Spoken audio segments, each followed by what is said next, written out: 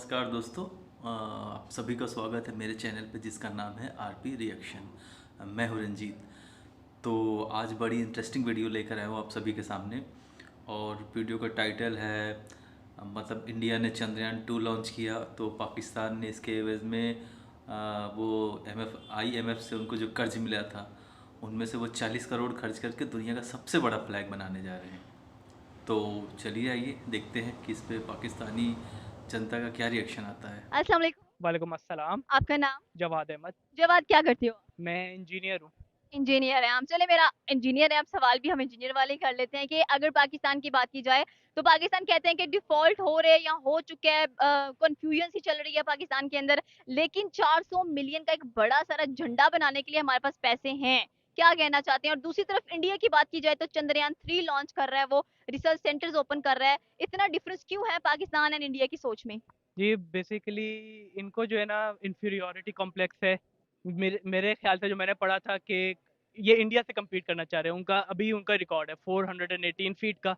तो अभी ये उसको कम्पीट करके दिखाना चाह रहे हैं कि हम उनसे ऊपर है। लेकिन उन्होंने चंद्रयान 3 कल परसों लॉन्च कर दिया हुआ है, वो पहुंच गया हुआ है, सक्सेसफुल मिशन है। लेकिन हम जो है हम यहाँ पे इसी पे लगे हैं कि वाघा बॉर्डर पे टांग किसकी ज़्यादा ऊपर है या इस चीज़ों पे लगे हैं। तो बेसिकली वो जो आप 400 मिलियन आप एलोकेट कर रहे हैं, वो आप एजुकेशन की तरफ एलोकेट कर सकते थे या किसी और तरफ जो हम लॉन्ग रन में जिसका फ़ायदा हो। लेकिन इनको जो फ्लैग लगाना है। यही तो प्रॉब्लम है कि पाकिस्तान के अंदर जो यूथ है वो थोड़ी सी सेंसिबल नजर आती है हम लोगों को, और बात करती है कि पाकिस्तान अगर यहाँ पर लगा रहा है पैसे तो एजुकेशन पे क्यों नहीं लगा रहा, यहाँ पर लगा रहा है तो रिसर्च सेंटर्स ओपन क्यों नहीं करा। वहीं अगर इंडियन यूथ की बात की जाए तो वो अपने लिए खुद प्रोजेक्ट्स बनाते हैं, उनको सिर्फ इन्वेस्ट किया जाता है उनके ऊपर। क्या कहना चाहते हैं कि शार्क टैंक जैसे बड़े बड़े प्रोग्राम्स इंडियन यूथ को इतना सपोर्ट कर रहे हैं? जी, उनकी आप देखें ना, उनके R&Ds कितने हैं। यहाँ पे आप बड़ी से बड़ी यूनिवर्सिटीज़ देख लें, सिर्फ 2-3 यूनिवर्सिटीज़ हैं, लम्स हो गई, नस्ट हो गई, जहाँ पे R&Ds होते हैं, रिसर्च एंड डेवलपमेंट है। बाकी अब यूनिवर्सिटीज़ में बस वो डिग्रीज़ दिए जा रहे हैं और उन्होंने एक रोबोटिक सिस्टम बनाया हुआ है कि बस डिग्री देते जाओ और नौकरी ढूँढते जाओ। एक कोई मीम देख रही थी जिसमें ये चीज दिखा रहे थे कि आप डिग्री तो ले रहे हैं लेकिन एक्चुअल में आपको इंटेलेक्चुअल स्टूडेंट्स प्रोड्यूस नहीं कर रहे हैं, आप गधे प्रोड्यूस कर रहे हैं। जी, बिल्कुल रोटिंग सिस्टम है ना आपका, कि रट्टा मारो और आप बस पास हो जाओगे, डिग्री आपको मिल जाएगी, जीपीए ले आओ बस आप। 400 मिलियन डॉलर्स कह लें कि हम लोग लगा रहे हैं एक बड़ा सारा झंडा बनाने के लिए जो कि वर्ल्ड रिकॉर्ड्स में आने वाला है। आपको क्या लगता है ये डिसीजन सही है? और इंडिया दूसरी तरफ देखा जाए तो चांद पर जा रहा है।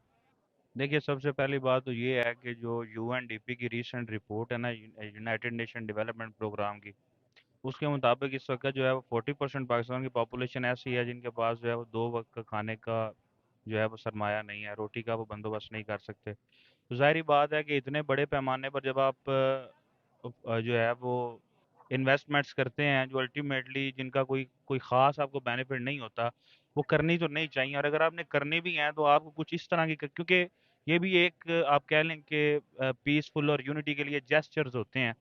तो ये भी कोई इतनी बुरी बात नहीं है, लेकिन आपको इतनी लार्जर स्केल के ऊपर इन्वेस्टमेंट नहीं करनी चाहिए जो कि अल्टीमेटली आपकी पब्लिक को कोई बुनियादी फ़ायदा ना दे सके। तो ज़ाहिर बात है, एजुकेशन है, हेल्थ के इश्यूज़ हैं और बहुत से सेक्टेरियन इश्यूज़ हैं। मुल्क जो है वो हर हवाले से जो है वो मसाइल में घिरा हुआ है। तो उनमें जो है वो अगर आपने कुछ पीस बिल्डिंग के लिए या प्रोग्रेस के रिलेटेड कुछ जेस्चर्स क्रिएट करने हैं तो उन पे इतने बड़े सरमाए नहीं लगने चाहिए। यही चार अगर अगर ये फैक्चुअल है कि 400 मिलियन लग रहा है, तो वो आप जो है वो दरख्त प्लांट करके क्लाइमेट के मामलात को जो है वो कर सकते हैं। यहाँ पर आप जो है वो गरीब बच्चों को नर्सिंग के मामलात हैं, लो जो जो आपकी जो है वो विलेज लेवल के ऊपर हज़ारों चीज़ें हैं जो इलाके बैकवर्ड हैं, डीप बलूचिस्तान और सिंध के पानी के मसाइल हैं, तो वहाँ पर भी इन्वेस्टमेंट की जा सकती है। तो मेरे ख्याल में इनकी हमें कोई खास नहीं, हम इंडिया के साथ जो है वो अपना कंपैरिजन नहीं कर रहे हैं, बल्कि हम अपनी आज़ादी को ज़्यादा मतलब अच्छे तरीके से एंजॉय करने के लिए इतना बड़ा झंडा बनाने जा रहे हैं। आज़ादी को एंजॉय करने के और भी तरीके हैं, मतलब एजुकेशन पे लगाएं, यूथ ज्यादा पढ़ेगी, पाकिस्तान के लिए काम करेगी, पाकिस्तान की इकोनॉमी बेहतर होगी। क्या इतना बड़ा झंडा बना के हमें खुशी होगी कि वो इतना बड़ा झंडा बन गया, लेकिन यूथ यही बात कहेगी कि एजुकेशन पे पैसे लगाने चाहिए। यही तो हमारी नाअहली है कि हम अपनी फ्रीडम को है जो बड़ा झंडा बना के सेलिब्रेट करते हैं। हम अपनी फ्रीडम को जो है वो इस तरह सेलिब्रेट नहीं करते कि हम आपका नाम? मोहम्मद मेहरान नवाज। मोहम्मद मेहरान। चलिए सर, मेरा सवाल आज सिंपल सा है बिल्कुल ही, कि अगर पाकिस्तान की बात करें हम, तो पाकिस्तान ने हमेशा ही जो पैसे हैं, अपना बजट है, इंतहाई फजूल चीज़ों पर लगाया है। कभी भी हमें बजट सही जगह पर लगता हुआ दिखाई नहीं देता है। अब भी देख लें, 14 अगस्त की बात की जाए, या तो हमें आइस पेयर के गाने दे दिए जाते हैं, या इस बार 400 मिलियन एक बड़ा सारा झंडा बनाने में लगा रहे हैं कि हम वर्ल्ड रिकॉर्ड्स में आ जाएं। दूसरी तरफ इंडिया की बात करें तो वो चंद्रयान 3 लॉन्च कर चुका है, जो कि बहुत जल्द मून पर भी लैंड होने वाला है। इंडिया और पाकिस्तान की सोच में इतना डिफरेंस क्यों है? बस ये आपको क्या बताएं, इम्पोर्टेड को मजवाई है सारा उन्होंने बेड़ेगर कर दिया है। और पाकिस्तान का बजट आप देख लें कितना बजट आया था। सबसे ज़्यादा तो इन्होंने हेल्थ पर कुछ नहीं लगाया। एजुकेशन का सबसे ज़्यादा मसला एजुकेशन का है, वो इन्होंने बिल्कुल ही नहीं लगाया। और इंडिया को देखें तो वो चांद पर पहुंच चुका है, 23 अगस्त को उनकी लैंडिंग है वहाँ पे। और पाकिस्तान जो है अभी भी ये देखता है कि वाघा बॉर्डर पर किसकी टांग ऊपर गई है, किस फौजी की गई है। और मतलब इनका ये चीज पर काफी मीम्स भी बन रही हैं पाकिस्तान को लेकर। मीम्स तो बननी है। अच्छा काम नहीं करेंगे तो ये ऐसे ही होगा। आप जो फ्लैग बना रहे हैं ये कोई बात करने की तो नहीं है। आप हमारे मुल्क के हालात देख लें, और इधर जी फ्लैग की पड़ी हुई है। इनको इतने इतने लंबे पोल बना रहे हैं, ये कौन, ये तो मेरे ख्याल में बेहूदगी है इनकी, और कुछ नहीं है। बुनियादी ज़रूरतों पे हम इन्वेस्टमेंट कर ही नहीं रहे हैं। अगर दूसरी तरफ हम कहते हैं इंडिया की बात की जाए, हमारा हमसाया मुल्क है। रिसेंटली उसने कह लें कि चंद्रयान 3 लॉन्च किया है, जो कि 23 अगस्त तक बड़ी स्मूथ लैंडिंग करने वाला है चाँद के ऊपर। तो इंडिया दिन ब दिन रिसर्च सेंटर्स खोल रहा है, अपने बच्चों को बड़ी ज़बरदस्त तालीम दे रहा है। देखिए हम तो फिलहाल जो है वो ज़मीन पे सेफ एंड साउंड नहीं चल सकते, चांद का सोचना तो बहुत दूर की बात है।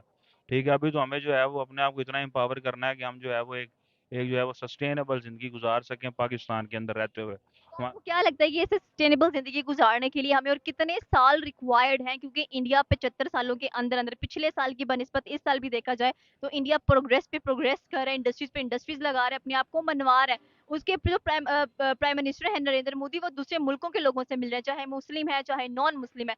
हम दुबई जाकर अपने फैसले कर रहे हैं कि अगला प्राइम मिनिस्टर कौन बनेगा, वज़ीर आला कौन बनेगा। देखिए इस वक्त हम हर जगह पे इंडिया से कंपैरिजन इसलिए भी नहीं कर सकते क्योंकि वो इस वक्त दुनिया की पांचवी बड़ी इकोनॉमी बन चुकी है। पाकिस्तान जो है वो लीस्ट अंडर डेवलप्ड जो कंट्रीज हैं उनके अंदर आता है। तो हमारा फिलहाल उनसे कोई इतना खास मुवाजना बनता नहीं है, हमें रियलिस्टिक अप्रोच के साथ मूव करना चाहिए। उसके लिए हमें हमें जो है वो यही चाहिए कि हम अपने बुनियादी जो फंडामेंटल राइट्स हैं लोगों के, वो उनको प्रोवाइड करें, एक सेंसिबल वे में आगे बढ़ें। एक जो पॉलिटिकल क्योस है इसको अवॉइड करते हुए पाकिस्तान की जो नरिशमेंट है उसको उसको लेकर चलें, और इंडिविजुअल सतह से लेकर कलेक्टिवली जहाँ तक पॉसिबल हो सकता है हम सबको ही रोल प्ले करने की ज़रूरत है। आप किसी एक को जो है वो इसका जिम्मेदार नहीं ठहरा सकते। हुकूमतें डेफिनेटली पॉलिसीज बनाती हैं, कानून होता है कि अगर आप हेलमेट नहीं पहनते हो तो चालान होगा, लेकिन हेलमेट अवाम नहीं पहनना होता है, वज़ीर आज़म ने आपको नहीं पहनाना होता। तो ये जो है वो एक डुअल आप कह लें कि एक वो हिसाब होता है, उसमें आप किसी सिंगल माइंड सेट या किसी एक के ऊपर सारी जो है वो ब्लेम गेम नहीं कर सकते। तो मेरे ख्याल में कलेक्टिव एफर्ट से, ठीक है, ये एक इनफरादी सतह से होता हुआ और कलेक्टिव सतह तक जाएगा तो फिर ही इसका कोई पॉसिबल हल नज़र आएगा। बाकी फ़िलहाल हमें कोई कोई ऐसी कोई पूरी उम्मीद या ऑप्टिमिस्टिक जो सिचुएशन है वो नज़र आती नहीं है। आप देखें आगे क्या बनता है। यहाँ पर जो मैट्रिक का स्टूडेंट है, अगर उसका कंपैरिजन इंडिया के स्टूडेंट से किया जाए तो आई थिंक सो कि वहाँ का जो 5 क्लास का स्टूडेंट है उसका नॉलेज ज़्यादा होगा। जी, बिल्कुल। अब तो आप कह लें कि इंडिया का, मैं कुछ टाइम पहले लिंक्डइन पे ही पढ़ रहा था कि उन्होंने अब ऑफ़िशियली अपनी 6th और 7th क्लास में जो है मशीन लर्निंग और आर्टिफ़िशियल इंटेलिजेंस के कोर्सेज़ इंट्रोड्यूस करवा दिए हैं। और आप यहाँ पे मैट्रिक इंटर स्टूडेंट को पढ़ा रहे होते हैं कि ये माउस है, ये कीबोर्ड है, इनपुट क्या होता है, आउटपुट क्या होता है। आप ये पढ़ा रहे हैं, मतलब आप उनसे बहुत पीछे हैं, आप उनसे कम्पीट नहीं कर सकते इस टाइम पे। हम इतना लोन ले चुके हैं, 2 बिलियन का लोन हमने सऊदीया से लिया है, 2 बिलियन का लोन हमने दुबई से ले लिया है, 3 बिलियन का लोन हम आईएमएफ से मांग रहे हैं, टोटल 7 बिलियन हो गए हमारे पास। 7 बिलियन हमने करने कहाँ पर हैं? और अगर देखा जाए तो अभी एक और स्कीम आई है पाकिस्तान में, जो कि शहबाज शरीफ लॉन्च कर रहे हैं, यूथ लोन स्कीम। आपको क्या लगता है, पैसे नहीं है तो लोन देने के लिए रेडी बैठे हैं यूथ को? जी, बस वो इन्होंने एक वो ही साइकिल बनाया हुआ है कि पैसा ख़त्म, फिर माँगने चले जाओ, फिर जैसे ही ख़त्म तो फिर दोबारा, ये एक जो है ना विशियस साइकिल है। और हमें ये तोड़ना पड़ेगा किसी ना किसी तरह ना, कि हम हमारी जो है ना फॉरेन डिपेंडेंस कम होनी चाहिए। जहाँ हम नरेंद्र मोदी को देखते हैं, वो हर मुल्क में जाते हैं, एक बहुत ही ज़्यादा स्पेसिफाइड बात करते हैं, क्लेरिफाई बात करते हैं कि आर्टिफिशियल इंटेलिजेंस की बात कर लिया, इकोनॉमी की बात कर ली, अपने आप को प्रोग्रेस करने की बात करते हैं, बड़े प्रोग्रेसिव हैं वो। हमारे प्राइम मिनिस्टर जाते हैं किसी भी मुल्क में, टर्की गए हैं, वहाँ पर आम लेकर गए हैं और कहते हैं कि ये स्पेशल आधे अपनी बीवी को दे देना, आधे आप खुद रख लेना। तो ये काफ़ी एम्बैरेसिंग नहीं है हमारे लिए कि आर्टिफिशियल इंटेलिजेंस की बात करने की बजाय, एजुकेशन पर बात करने की बजाय हम आम की बात कर रहे हैं? जी, बिल्कुल यही सीन है। वो तो पहले तो हम जाते हैं तो उनको लगता है ये फिर से माँगने आ गए हैं। तो पहले इनको उस चीज़ की शर्म आती है कि वो कहते हैं कि भाई ये फिर से माँगने आ गए हैं। तो बिल्कुल ऐसी बात करनी चाहिए। और आगे वाली कंट्रीज़ भी आपसे इस वजह से बात नहीं करती है क्योंकि उनको पता है कि इनका मोटिव ही नहीं है कोई। ये आगे जो है ना प्रोग्रेस ही नहीं करना चाहते। इस वजह से वो भी इन टॉपिक्स पे बात नहीं करते हमारे से। लास्ट क्वेश्चन मेरा सिर्फ ये है कि पाकिस्तानी जो हमारा एजुकेशन सिस्टम है, जो बुक्स हैं, उसमें ये बताया गया है कि इंडिया हमारा दुश्मन है, हमें उससे दुश्मनी रखनी है, हम उसे ट्रेड नहीं कर सकते हैं, उनके लोग बहुत बुरे हैं, वो ये करते हैं, वो करते हैं। आपको क्या लगता है कि बुक्स को बदलने की ज़रूरत है? जी, आपको पूरा सिलेबस मेरे ख्याल से एक जो है ना आपको एजुकेशनल रिफॉर्म्स की ज़रूरत है। और ये देखिए एक्सट्रीमिज़्म दोनों तरफ है, यहाँ पे भी है, वहाँ पे भी है। लेकिन ये नहीं है कि आप एक नेबर को पूरी ज़िंदगी आप उनको दुश्मन मान के आप उनसे ट्रेड ना करें, एम्बार्गोज़ वगैरह लगा के आप आगे नहीं बढ़ सकते हैं। तो आपको कुछ उनसे सीखना पड़ेगा, कुछ आप उनको सिखा सकते हैं। तो मेजॉरिटी तो यही है कि हम उनसे ज़्यादा सीख सकते हैं, बज़ाहिर उनसे कि वो हमारे से सीखें। तो हमें इस चीज़ को पीछे छोड़ के हमें उनके साथ थोड़े अच्छे रिलेशंस करने पड़ेंगे।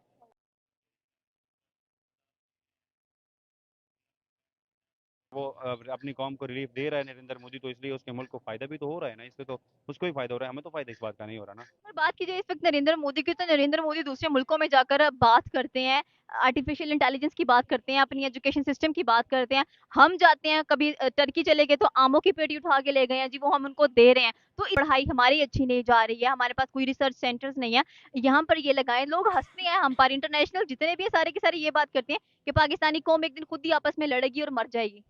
ये तो उनको सोचने की बात है, वो सोचते नहीं है। पहली बात है सोच। अगर सोचेंगे तो कुछ करेंगे, जब सोचते नहीं है कि आवाम किधर जा रही है, उन्हें उन्हें सिर्फ यही है कि हमारा नाम बढ़ जाए, शहबाज शरीफ ने ये कर दिया वो कर दिया। इस तरह कुछ नहीं हो सकता ये। कभी सवाल नहीं किया आपने हुक्मरानों से? हालांकि हम यहाँ पर जमहूरियत की बात करते हैं, असली जमहूरियत जो हमें नजर आती है वो इंडिया में नजर आती है। उनकी आवाम जो सी है वो सवाल करती है अपने हुक्मरानों से, इतना बजट आया, कहाँ गया, कहाँ पर आपने लगाया, और उसका तालीमी निजाम आप देखें। अगर अवाम एक आम बंदा बात करता तो उसका तो जीना महाल हो जाएगा पाकिस्तान में। तो बात करना ये बनता ही नहीं है पाकिस्तान में सीधी। आपको क्या लगता है कि हमारे यहाँ फिर आम बंदा अगर कुछ कह नहीं सकता है, तो फिर इसी आम बंदे का जो वोट है वो इतना मायने रखता है? और जहां पर बात की जाए हमारे स्टैब्लिशमेंट्स वगैरह की, तो वो भी एक आम बंदे को कुछ नहीं समझती है।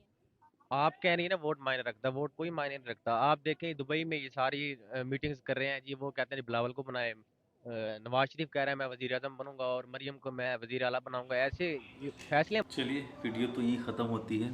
और 40 करोड़ रुपए, मतलब छोटी रकम तो नहीं होती है, वो भी आईएमएफ के लोन के पैसों से आप एक झंडा बनाने जा रहे हैं, मतलब वर्ल्ड रिकॉर्ड बनाने जा रहे हैं। क्या इसका क्या क्या फ़ायदा होगा जनता को? अरे आपके यहाँ पहले ही गंदम का बहरान पड़ा हुआ है और बाकी बहुत सी चीज़ें, मसले मसाइल पड़े हुए हैं, तो पहले आप उस पर लगाते। ये इंडिया से कंपटीशन करना है तो मतलब ये कौन सा तरीका हुआ?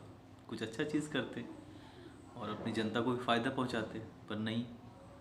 खैर, आपका पैसा, जो मर्ज़ी आप करें। तो वीडियो यहीं पे समाप्त होती है और आप सभी से अलविदा लेता हूँ। तो अगर मेरी वीडियो आपको अच्छी लगी और पसंद आई तो प्लीज़ लाइक कीजिएगा, सब्सक्राइब कीजिएगा और कमेंट्स ज़रूर कीजिएगा कि अगली बार मैं किस वीडियो पे रिएक्ट करूँ। तो नमस्कार।